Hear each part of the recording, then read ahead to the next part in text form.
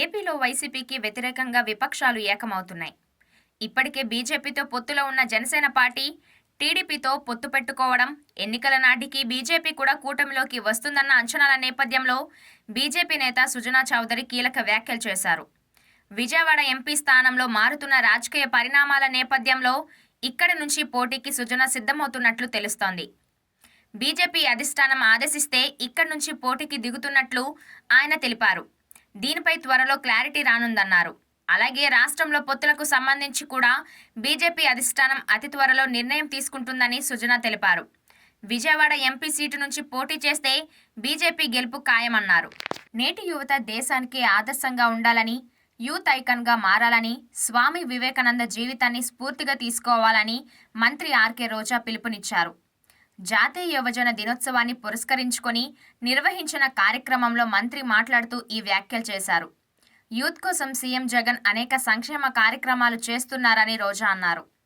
వివేకానంద జన్మదినాన్ని national youth day జరుపుకోవడం ఆనందంగా ఉందని అన్నారు. యూత్ అంతా తమ గోల్స్ సాధించే క్రమంలో జగనన్న తోడుగా ఉంటారని అన్నారు. అయోధ్య రామాలయం ప్రారంభోత్సవంపై ప్రతిపక్ష పార్టీలతో పాటు పీఠాధిపతులు కూడా ఆగ్రహం వ్యక్తం చేశారు. శ్రీరాముని విగ్రహ ప్రాణప్రతిష్ఠ మహోత్సవాన్ని బీజేపీ ఓ రాజకీయ ప్రచారంగా మార్చుకుందని విమర్శించారు. సనాతన ధర్మం, శాస్త్ర విధులు, ఆచారాలకు అనుగుణంగా విగ్రహ ప్రతిష్ఠ కార్యక్రమం జరగడం లేదని మండిపడ్డారు. జనవరి 22వ తేదీన జరిగే ప్రాణప్రతిష్ఠ వేడుకకు తామెవ్వరం హాజరు కాబోమని తేల్చి చెప్పారు. శ్రీరాముని విగ్రహాన్ని ప్రధాని ఆవిష్కరిస్తుంటే పీఠాధిపతులమైన మేము బయట ఉండి చప్పట్లు కొట్టాలా? అభివృద్ధి పేరిట పుణ్యక్షేత్రాలను పర్యాటక కేంద్రాలుగా మార్చుతున్నారని అన్నారు. మిల్క్ బ్యూటీ తమన్నా తాజాగా ఒక వివాదంలో చిక్కుకున్న విషయం గురించి సోషల్ మీడియాలో కామెంట్లు వెల్లువెత్తాయి. ప్రభుత్వం బెట్టింగ్ యాప్స్, లోన్ యాప్స్ మొత్తం 581 యాప్స్ని బ్యాన్ చేసింది.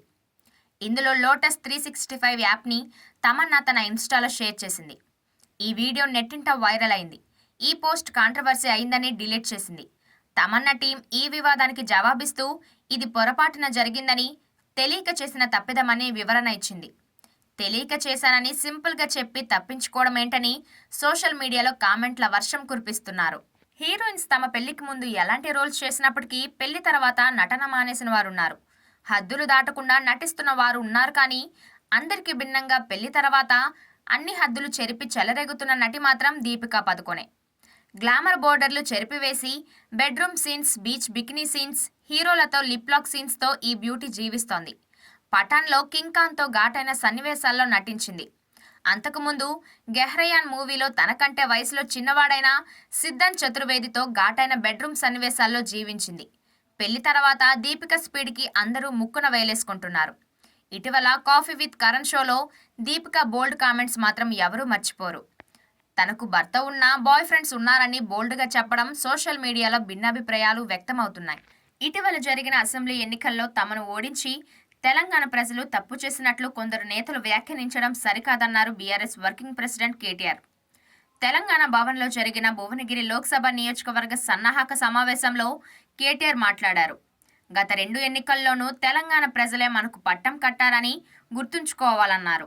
బీఆర్ఎస్ పార్టీని ప్రజలు పూర్తిగా వ్యతిరేకించలేదన్నారు. తమలాంటి కార్యకర్తలే అసెంబ్లీలో కాంగ్రెస్కు ధీటుగా ఉంటే త్వరలో స్వయంగా కేసీఆర్ అసెంబ్లీకి వస్తే పరిస్థితి ఎలా ఉంటుందో కాంగ్రెస్ నాయకులు ఊహించలేరని కేటీఆర్ చెప్పుకొచ్చారు. మా కారు వెళ్ళింది సర్వీసుకే, షెడ్డు కాదు అని కేటీఆర్ అన్నారు. అంగన్వాడీలు తమ డిమాండ్లను ప్రభుత్వం పరిష్కరించాలని గత కొద్ది రోజులుగా సమ్మె చేస్తున్నారు. శుక్రవారంతో అంగన్వాడీల సమ్మె 32 రోజులకు చేరుకుంది. అయితే పలుమార్లు చర్చలకు అంగన్వాడీ సంఘాల నేతలను ప్రభుత్వం పిలిచినా ప్రభుత్వం వారి డిమాండ్లపై సరైన హామీ ఇవ్వకపోవడంతో చర్చలు విఫలం అవుతూనే ఉన్నాయి. అంగన్వాడీలపై జగన్ ప్రభుత్వం ఎస్మాని ప్రయోగించిన విషయం తెలిసిందే. అయితే శుక్రవారం నాడు మరోమారు ప్రభుత్వం సచివాలయంలో చర్చలకు పిలిచింది. కానీ చర్చలు సఫలం కాలేదు. అంగన్వాడీలు తదుపరి కార్యాచరణ ఏమిటనేది త్వరలో తెలియజేస్తామని అన్నారు. వైఎస్ షర్మిలకు కాంగ్రెస్లో సరైన స్థానం కల్పిస్తామని ఏపీ కాంగ్రెస్ వ్యవహారాల ఇన్ఛార్జ్ మాణిక్యం ఠాకూర్ తెలిపారు. ఆయన మీడియాతో మాట్లాడుతూ షర్మిలకు ఏపీలో బాధ్యతలు అప్పగిస్తామని చెప్పారు. వైసీపీ అధికారంలోకి వచ్చిన తర్వాత యువతకు ఉద్యోగాలు ఇస్తామని హామీ ఇచ్చి మరిచిపోయారన్నారు. కేంద్రంలో మోదీ, రాష్ట్రంలో జగన్ పరిపాలనలో విఫలమయ్యారన్నారు. కేంద్ర రాష్ట్ర ప్రభుత్వాలు 4.5 ఏళ్లలో చేసిందేమీ లేదన్నారు. కేంద్రంలో కాంగ్రెస్ అధికారంలోకి వస్తే ఏపీకి ప్రత్యేక హోదా కల్పిస్తామని చెప్పారు. రాష్ట్రానికి కావలసిన అన్ని ప్రాజెక్టులు ఇస్తామని మణిక్కం ఠాకూర్ పేర్కొన్నారు. వైసీపీ పాలనలో కొందరు పోలీసులు ఆ పార్టీ నేతల కంటే దారుణంగా తయారయ్యారనే విమర్శలు వెల్లువెత్తుతూనే ఉన్నాయి.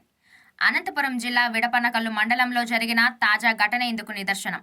మండలంలోని పాల్తూరు స్టేషన్ పోలీసులు చీకలగురికి గ్రామానికి చెందిన టీడీపీ కార్యకర్త చంద్రమోహన్ను బట్టలుడదీయించి బూటుకాలతో తంతూ పిడిగుద్దులు గుద్దుతూ స్టేషన్ ఆవరణలో నగ్నంగా తిప్పారు. వైసీపీ జెండాను తొలగించి దాని స్థానంలో జాతీయ జెండాను ఎగరవేయాలని కోరినందుకు అతడిపై పోలీసులు తమ బలాన్ని ప్రదర్శించారు. దీనిపై సర్వత్రా విమర్శలు వస్తున్నాయి.